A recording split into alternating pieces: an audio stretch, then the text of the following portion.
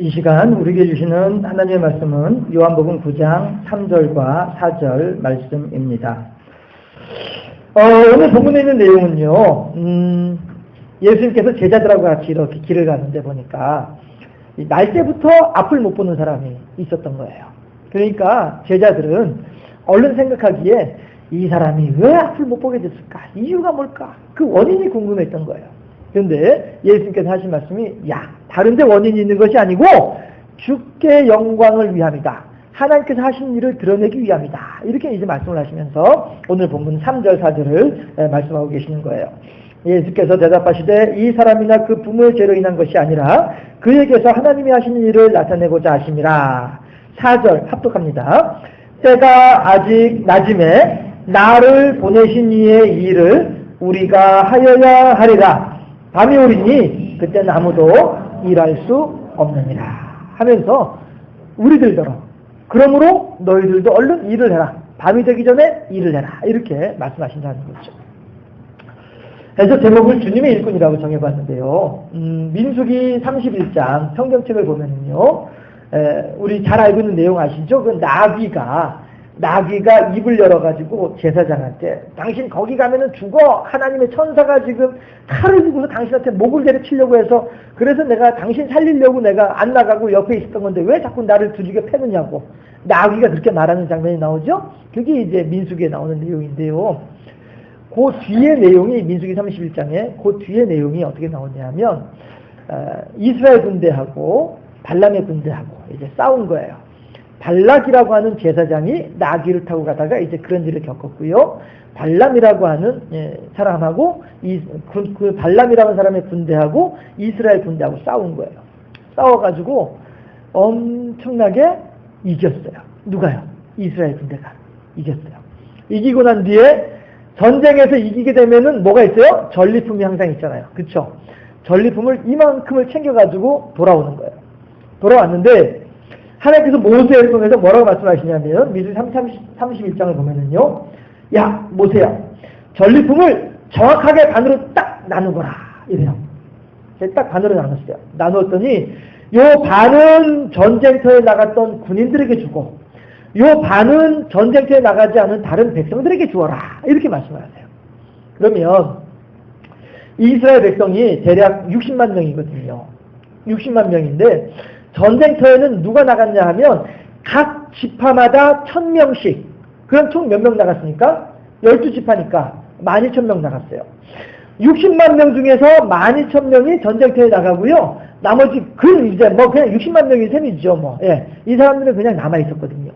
그런데 하나님께서는 뭐라고 말씀하시냐면은 반으로 딱 나누어가지고 전쟁터에 나갔던 12,000명에게도 그만큼 주고 전쟁터에 나가지 않았던 60만 명에도 그만큼 주어라. 해가지고 서로 똑같이 나눠 가지라고 해라. 이러시는 거예요.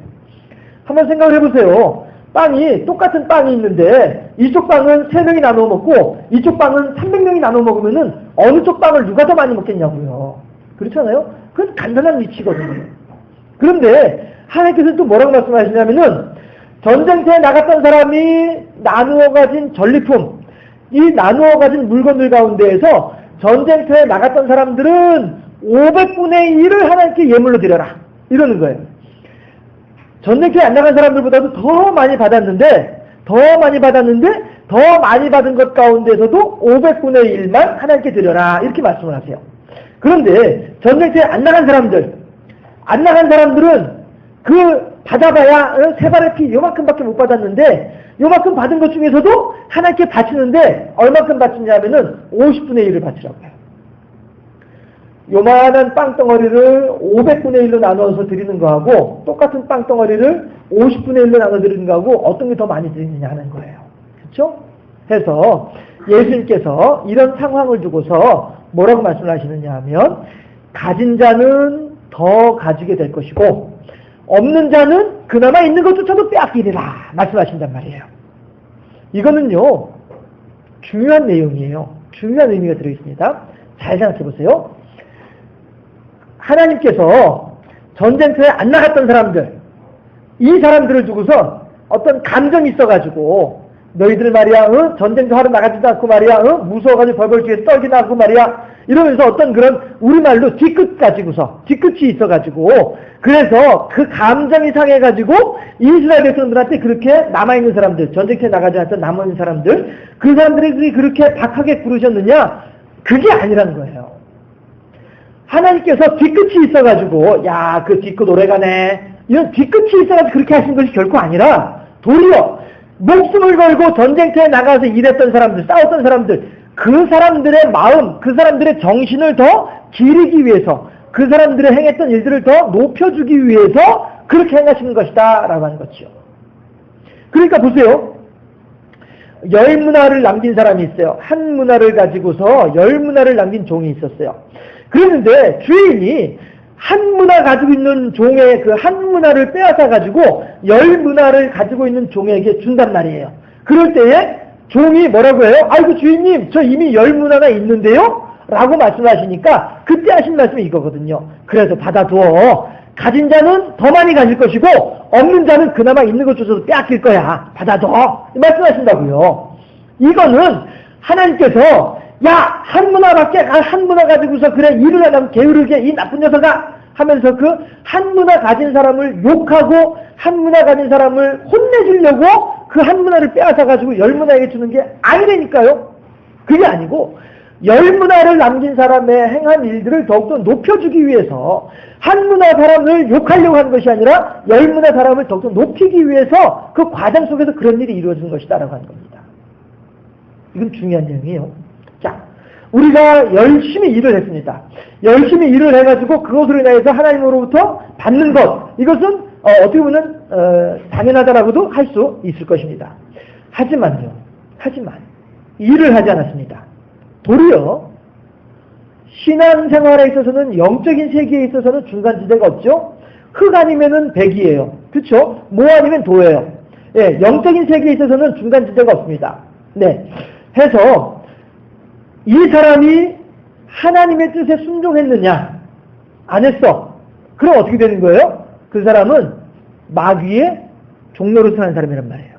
그렇다면 마귀의 종노릇을 하는 사람이 가지고 있는 것이라고 한다면 뭐겠냐 이거예요. 그것은 무엇의 도구예요? 마귀의 종노릇 하는 사람이 가지고 있는 것이 하나님의 도구, 선의 도구가 될 수 있을까요?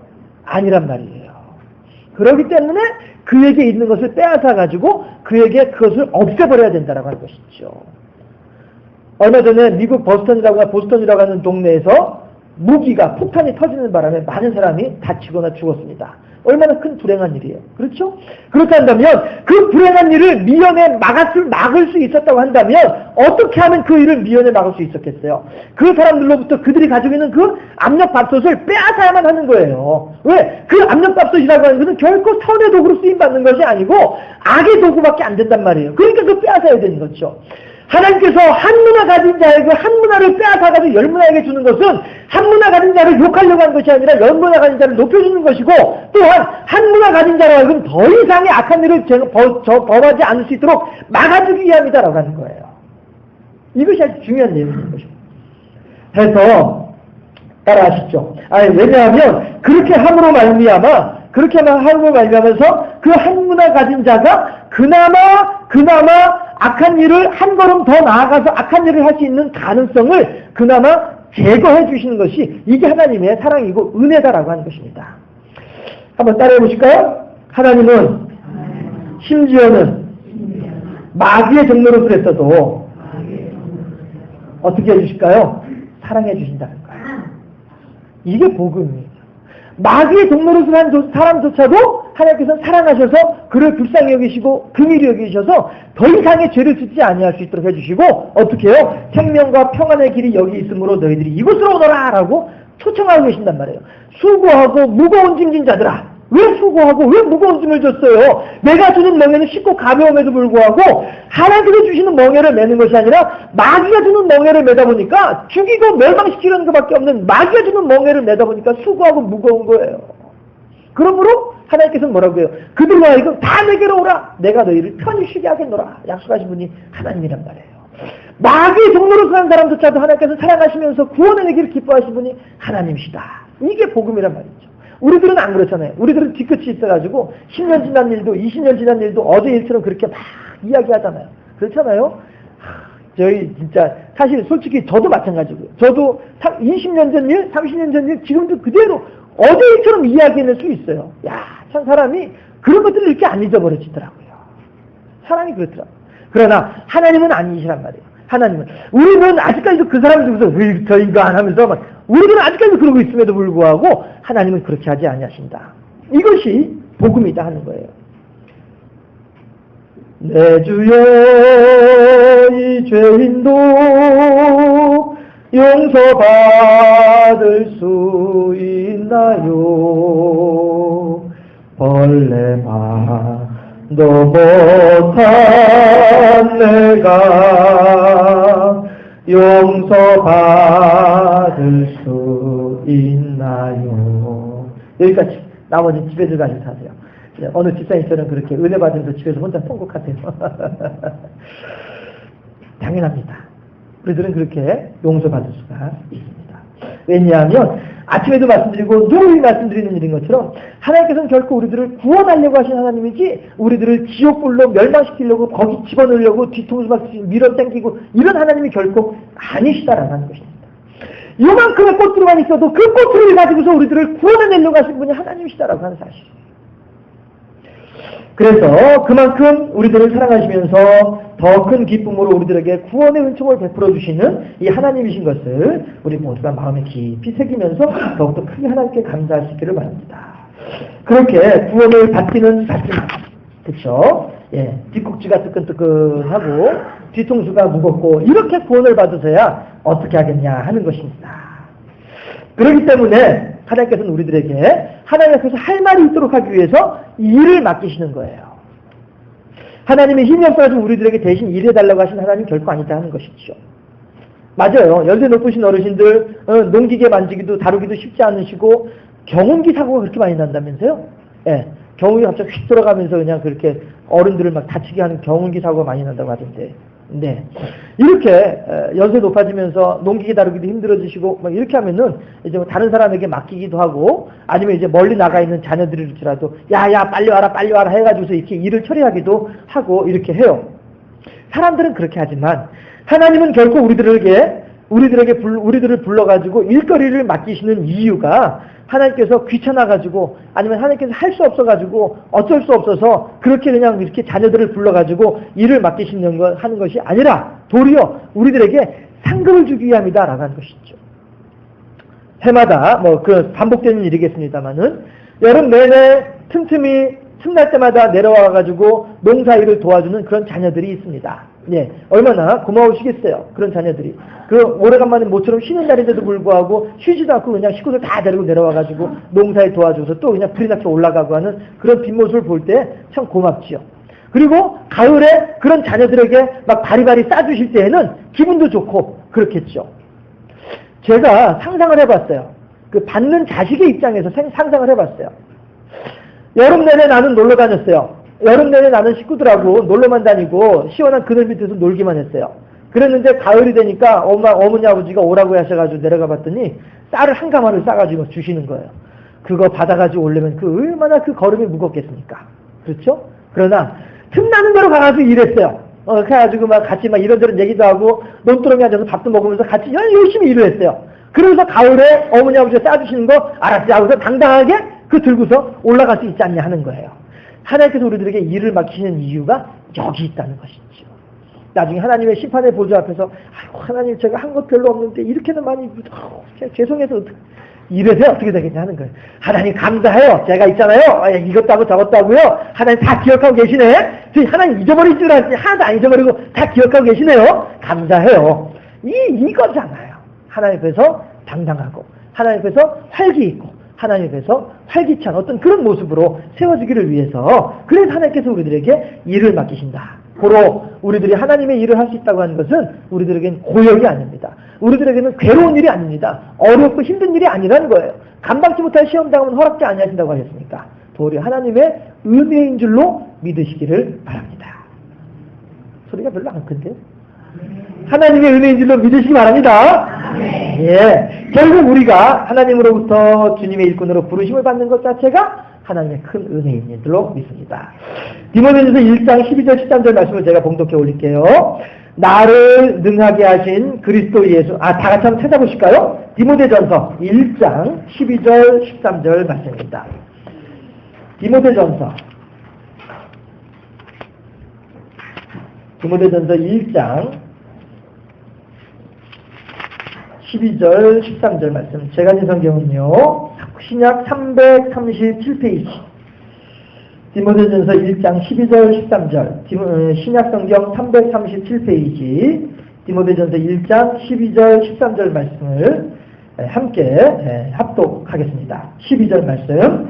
나를 능하게 하신 그리스도 예수 우리 주께 내가 감사하는 나를 충성되이 여겨 내게 직분을 맡기심이니 내가 전에는 비방자요 박해자요 폭행자였으나 도리어 긍휼을 입은 것은 내가 믿지 아니할 때에 알지 못하고 행하였음이라. 아멘. 하나님께서 그렇게 우리들을 충성되이 여겨주셔요. 하나님께서 우리들에게 그 일이 합당한 종으로 생각해 주셔요. 왜? 우리들은 하나님 전혀 그런 자격이 없는데요? 아니야. 내가 너에게 자격이 있다고 인정을 하니까 걱정하지 말어. 이렇게 하나님께서 말씀하신다는 거죠. 그렇기 때문에 하나님께서 우리들에게 어떤 일을 하라고 하실 때 아이고 귀찮게 하필 왜 접니까? 이렇게 하는 것이 아니라 원망하지 아니하고 더욱 충성하게 되면 말씀드렸던 대로 열무나 또 혹은 5달란트를 맡긴 종에게 나머지 1달란트까지도 덤으로 해서 11달란트가 되도록 하시는 것처럼 그렇게 하나님께서 우리들에게 은혜를 주신다는 사실을 믿고 순종할 수 있기를 바라고요. 오늘 본문에서 바로 그렇게 순종에 대해서 하나님께서 말씀하신다는 것입니다. 4절 말씀에서 뭐라고 해요? 때가 아직 낮음에 나를 보내신 이의 일을 행하여 할 것인데 밤이 오리라 그때는 아무도 일할 수 없느니라 말씀하신다는 것이죠. 순종을 통한 감사와 기쁨의 의미를 잘 알고 계신 예수님이시기 때문에 그 누구보다도 하나님의 뜻에 순종하며 죽기까지 순종하셨던 예수님이다 하는 겁니다. 어저께는 하루 종일 비가 그렇게 추적추적 비가 왔었습니다. 이 땅에 촉촉한 비를 내려주셔서 온 들판에 넉넉하게 그렇게 물을 허락해 주신 하나님. 이제 그 물을 받아서 농부들은 열심히 농사를 짓게 될 것입니다. 그렇게 되면 하나님께서는 또 그 농부들의 수고의 손길에 따라서 바람을 주시고 햇빛을 주시고 또 비도 또 더 주시고 하면서 하나님께서는 풍성한 열매로 응답하여 주실 것입니다. 하나님 혼자서 농사 지으시나요? 아닙니다. 농부들은 혼자서 농사 짓나요? 아닙니다. 하나님과 농부들이 합작을 해서 함께 협력해서 그렇게 농사를 짓게 됩니다. 우리들은 많이들 기도하고 계시지만 입시를 목표로 기도하고 또 여러 가지로 준비하고 있습니다. 하나님께서 입실에 아파트를 허락해 주셨습니다. 그리고 우리들의 마음 가운데에 그 입실 아파트를 향하여서 우리들의 선한 마음을 하나님께서 또한 주셨습니다. 그럼 이제 우리들은 어떻게 해야 하겠습니까? 하나님께서 주신 마음의 감동을 따라서 우리들이 나아가야 하겠다 하는 것입니다.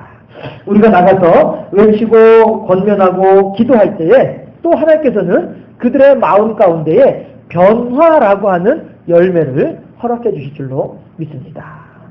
그렇다고 오늘 못하면 내일 하면 되지 이렇게 우리가 미룰 만한 일도 아니지요.